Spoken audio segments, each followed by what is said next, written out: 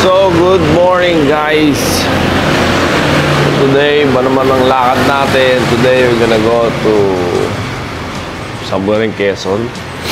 Swimming tayo. Kasama natin yung family ni Mrs. Sila Christian, pinsan niya. Swimming muna tayo. So, time check is already almost 6:20. So, meet natin sila sa may McDonald's, sa may dito, Los Baños. Yung pasok ng Los Baños. So, nag-ready na tayo. Actually, nag-ready na tayo kagabi. Then, i-recap na lang natin yung dadalhin natin today. One day swimming lang yun. Tignan natin kung anong klaseng meron dun sa Quezon Beach. Actually, hindi nga, hindi pa nga siya tawag dito, guaranteed na talagang dun eh. Kasi dahil mayroong masamang panahon nga eh. Tawag dito, merong parang nagbabantang bagyo. So, kaya hindi kami makapag-decide kung din talaga pupunta. Pero let's see mga kabero. So, tara, biyahe muna tayo, punta tayo doon. Let's go! So, yo, what's up guys? Time check is already almost 7 o'clock. And we are on our way sa pupunta natin. Pero meet up muna tayo dito lang sa Paktok. At hindi pa sigurado kung where to be held dahil nga merong nagbabadyang masamang panahon. So punta muna tayo dun sa location na pupuntahan natin, and then you will see sa meeting point natin. Alright, so dalawa na kami ni Mrs. Kasi may pasok si Aini, kaya let's get it on. So we are here mga bihero guys. Dito na tayo sa Long Los Baños to. And breakfast muna kami ni Miss dito sa sasakyan na yan. Yung beef na niluto niya. Ito na sila Christian, kasama na natin. Ayan, ulan na sila. So kakain muna tayo while driving. Yes, Mrs. Yay! Kain muna kami. Kasi nakakain na yung mga yan. Walang kamo. Grabe. So, dito na tayo sa Mahihay. Kalagpas na tayo doon sa mga sigsag na dinaanan natin. Hindi ko lang kung saan tayo dadaan dito eh. Pero basically, itong daan na to is ito yung papunta dito sa may Hugs and Barns. Dito sa Mahihay. Dito yan sa may campingan dito. Ito yung usual na pinupuntahan din natin. Sundan lang natin si Christian. Dire-diretso lang tayo dito. So, we are here in Lucban. And nasa Lucban na tayo. Basically, we are here in the Lucban dito sa may Mang Inasal. So, nag-CR lang si Mrs. And ang init ito. Maya we're gonna go ahead as well. Alis na rin tayo. So nantayin natin sila, nag-CR lang. And then let's go. Ito na to, tingin ko malapit na to. Time check is almost 10 o'clock. Tayo magdire-diretso sa pupuntahan natin. Let's get it on. So hindi na tayo, tingin ko lang kasi medyo liblib na yung lugar na to eh. Medyo pasigsagi ng daan eh, oh. Ayun, daan natin dyan, oh. Sobrang malikuin. Lukba na to eh, lukba. Ganda dito, ganito yung lugar na ano. Ganda dito eh, no? Tatak sa yung bahay niya sa puro zigzagging.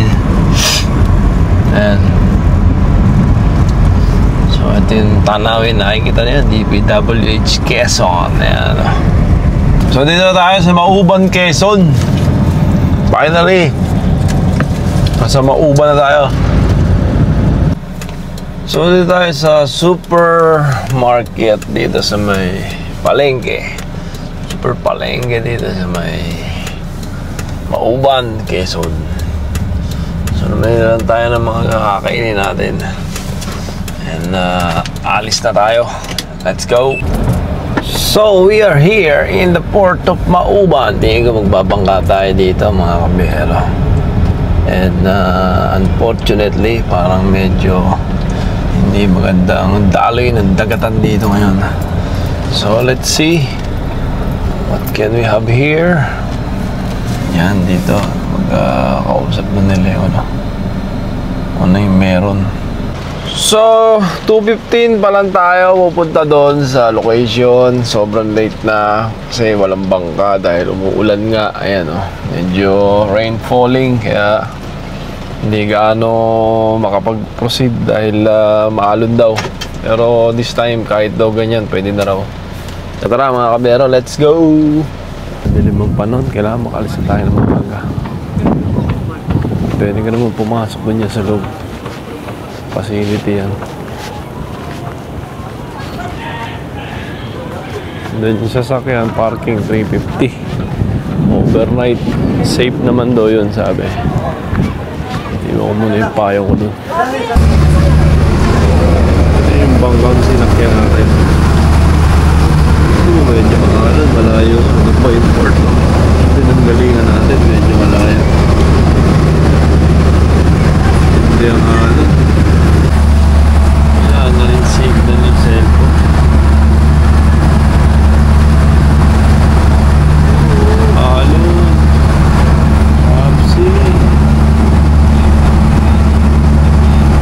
Check is already 3:45. 3:45 na. Nasa Palawan pa lang tayo. Medyo late lumahon dahil sa delikado panahon. Medyo kumalma lang ng konti kaya nakapalaw tayo. So malapit na tayo. Grabe, lakas ng alon. Sobrang lakas ng alon dito. May mga puno na. Saan tayo pupunta eh. So after an hour of travel, medyo mahina na yung ulan. Ulan yung alon. Sa oras na biyahe. Doon sa Mauban Port. Punta dito. Pupuntahan natin. Kahilo. Kahit matagal na tayo nagbabarko, inabot pa rin tayo ng hilo doon. Let's go yan. Service mo ka, ibig talaga. Nahilo lang kuya. Matinding pagsubok to Yeah.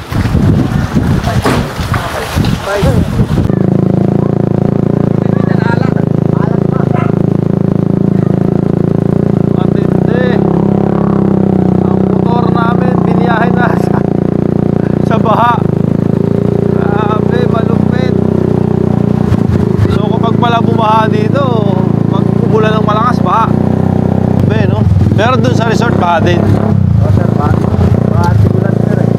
Cagpalete Island pala ito. Cagpalete Island. Malayo pa tababaybayin natin kuya mga ilang minuto. 10 minutes ganyan. So 1 hour is na bangka.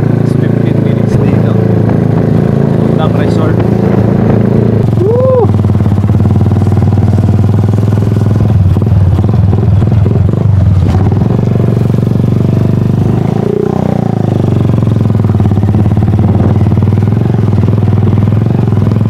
Daan ka muna ng gubatan bago makarating ng resort.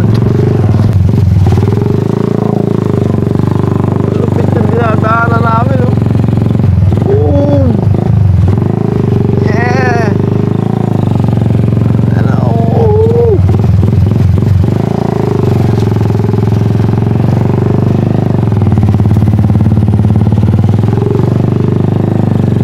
Malupit ang balancing mo dito.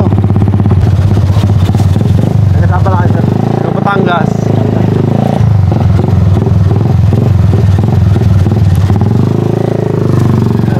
Malupit.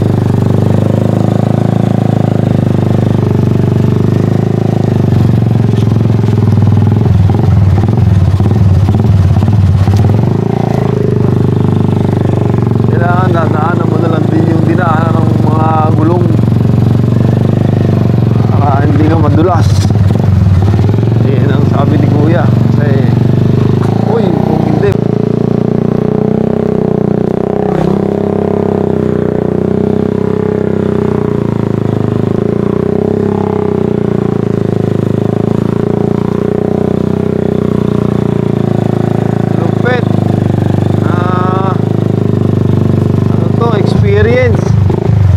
One of the...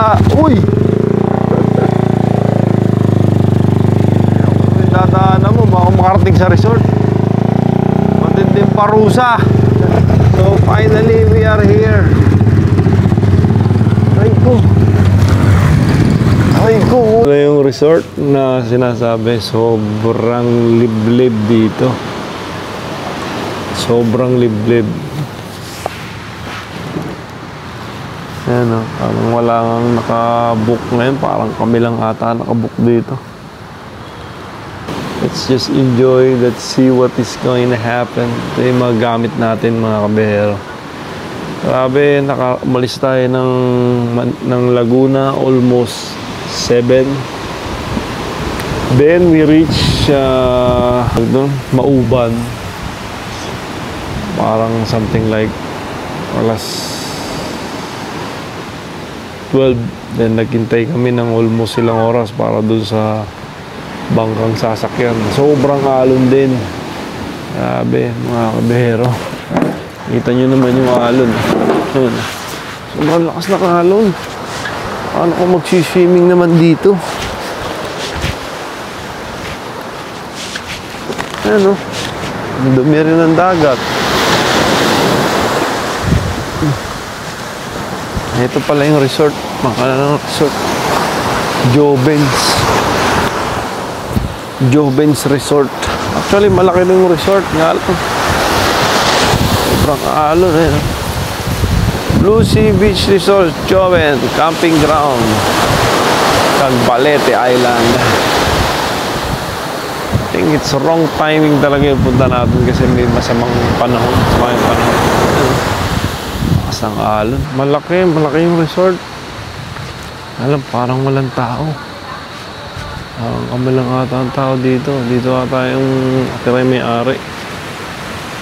Tapos, ito yung pinakakainan. Ito yung mga rooms. Sabi yung rooms. Ito natin. Okay. So, ganyan yung room niya. 3 bed. Siguro, ilang square meter to. Malaki din to, 2 pinto. Tagusan na yan. Tapos may lamesa dito. Diningan. And may cottage din sila dito. Yung rooms din natin lang kung magkano. So ito palang room na to ay 5,000 to. 5K, no? Overnight na yan. And aircon. Simpleng aircon. Parehas yan dito. 5K. Day 2. Good morning, guys. It's our day 2. Hindi tayo napag-video kagabi kasi madilim. So, ito na yung resort. Yan. So, mag-swimming muna tayo. Baka pag-swimming tayo ng konti doon. Dali ko sa dagat. Tara. Ito yung dagat.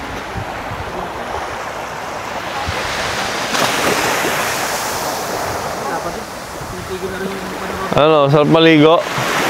Yan. Hey, yung mata! Tapos siya naligo. Tadaan! Jovens Blue Sea Beach. Ayos, kuya. Breakfast. Kangkong, okra, some pork, tanggit, and egg. It's the rice for sure. Yeah, it's rice with egg. Lots of egg as well. And sinigang from last night. And bagong pa. So, kaya muna tayo. Papak-papak lang tayo dito. Wala kayong over ko ah. Okay na.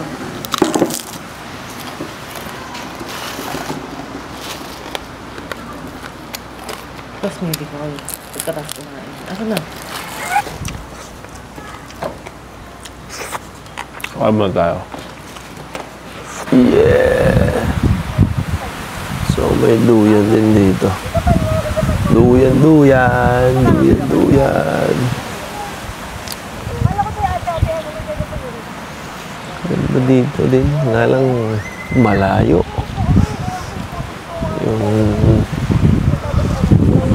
Yung way ng magbabangka ka. Tapos pagdating na magmumotor. Yung maraming dadaan ng trail na tubigan.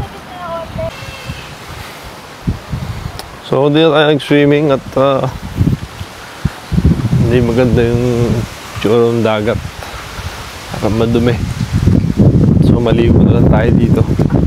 Nag-prepare at ay uuwi na. Idadaanan pa tayong isa pang view na maganda. Tawagin ni Sprite daw. Tingnan natin yan. So, ganitong oras wala ng kuryente dito. Kasi generator lang ginagamit nila dito. Hindi sila gumagamit ng kuryente. So, ito yung itsura niya pag low tide na. Ayan o. Meron pang ang Low tide. Ha? Meron pang gulo doon. Ayun. Hindi na kami bumunod. So, palis na kami dito. 6.5 hours later. So, kung naman natin yung sakyan, parking tayo doon sa parking natin sa labas. Natin yung auto. So, pauwi na tayo mga kabero. It's time for us to go home. Though may titignan pa tayo dito isa pang parang small something like lake. Silipin lang natin kung anong meron dito. Then uwi na rin tayo. Banana kayo gusto mo, mami? Pansit na nilagyan ng suka. This is what they call pansit ng Quezon natin to. Lukbang Quezon. Ayun na, bibili yan dun. Sabi nila tayo ni Mrs. Pansit na nilalagyan ng suka. Hindi ko lang tawag dito eh. Pero mukhang masarap naman. Yan may pugo. Wow. So, nandito tayo sa Lukban. Bibili na tayo Lukban Longganisa. Ayan o, Lukban Longganisa.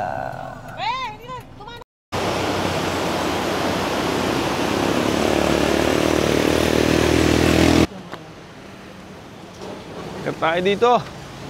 Sa tinatawag na Sprite Falls. Ito sa may Lukban, Kisan. Ayan o. Silipin lang natin kung ano meron dito. Oh, may koi fish pa oh. Dito tayo sa loob. Ah, ganda ng mga puno dito. Medyo madulas lang. Ah, mataas siya. Andun pa yung falls. Dito may parang reception. Bahan nito eh. Ito na yung lugar. Siguro mga 15 minutes walk from dun sa baba ng highway sa tulay papunta dito sa Sprite Falls. Malapit na daw eh. So let's see. Then pababa na to. Direkta dun sa falls. Welcome to Sprite Falls. Ganda rin oh. So ang entrance dito is mura lang, 150, dalawa na kami. Pero napaka saglit na oras lang kasi hanggang 6 lang talaga sila today eh. So, parang pinagbigyan lang tayo para makita lang natin yung lugar. Wow, ganda. Beauty oh. Ayun oh. Angas oh.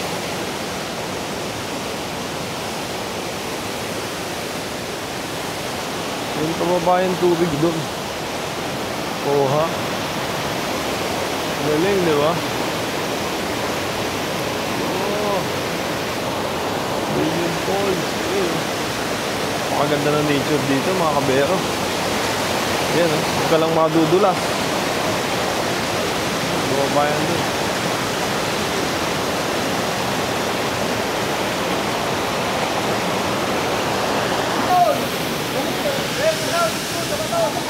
Wait.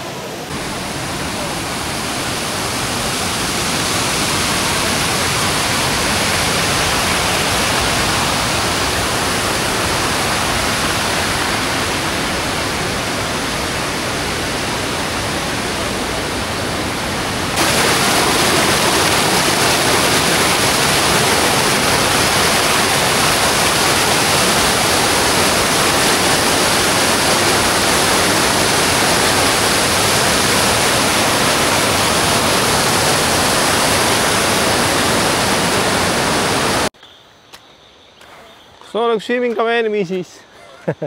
sa Sprite Falls. And okay naman, maganda dito. Ayun, dadaan ka muna dito sa little bit trekking, 15 minutes. Ayan. Pabalik na tayo. Hindi na kami nagdala ng damit. Talagang swimming lang. Alright, panalo. 150 lang bayad for 2. Dalawa na kami. Meron pang isang resort din dyan, oh. Wala, swimming pool yan, eh. Ayun, ayaw ko alin. Ayun, haba na swimming pool, oh. Eternity later. So yo, what's up guys? Nakauwi na tayo. Nakauwi tayo almost 11 o'clock na. Sobrang traffic. Though tumambay pa naman tayo sa Wendy's para mag-dinner kami dalawa ni Mrs. kasi nagutom na kami. So hanggang dito na ang ating vlog mga kabero. Again guys, salamat sa panonood. So hanggang dito na lang guys sa ating vlog. Again, thanks for watching. Salamat sa Diyos. Tayo magpapahinga na. Tayo napagod sa pagmamanehong pagkahabang traffic. Peace.